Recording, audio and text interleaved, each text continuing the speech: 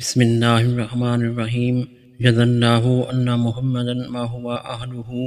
حضرت ابو ہریرہ رضی اللہ عنہ نے بیان کیا کہ رسول اللہ صلی اللہ علیہ وآلہ وسلم نے فرمایا، کوئی زانی جسے زنا کی حد لگی ہو کسی اپنی جیسی عورت ہی سے نکاح کرتا ہے۔ سنن ابو داؤد حدیث نمبر 2052۔ حضرت ابو موسیٰ رضی اللہ عنہ نے بیان کیا کہ رسول اللہ صلی اللہ علیہ وآلہ وسلم نے فرمایا، جو شخص اپنی لونڈی کو آزاد کر کے خود ہی اس سے نکاح کر لے تو ایسے شخص کے لیے دوہرا اجر ہے۔ سنن ابو داؤد حدیث نمبر 2053۔ ام المومنین حضرت عائشہ رضی اللہ عنہا بیان کرتی ہیں، رسول اللہ صلی اللہ علیہ وآلہ وسلم نے فرمایا، رضاعت کی بنا پر وہ تمام رشتے حرام ہو جاتے ہیں جو ولادت کے تعلق سے حرام ہیں۔ سنن ابو داؤد حدیث نمبر 2055۔ جناب حجاج بن حجاج اپنے والد سے روایت کرتے ہیں، کہتے ہیں کہ میں نے کہا، اے اللہ عز و جل کے رسول صلی اللہ علیہ وآلہ وسلم، میں دودھ پلانے کا حق کس طرح ادا کر سکتا ہوں؟ آپ صلی اللہ علیہ وآلہ وسلم نے فرمایا، ایک غلام یا لونڈی لے کر اسے دے دے۔ سنن ابو داؤد حدیث نمبر 2064۔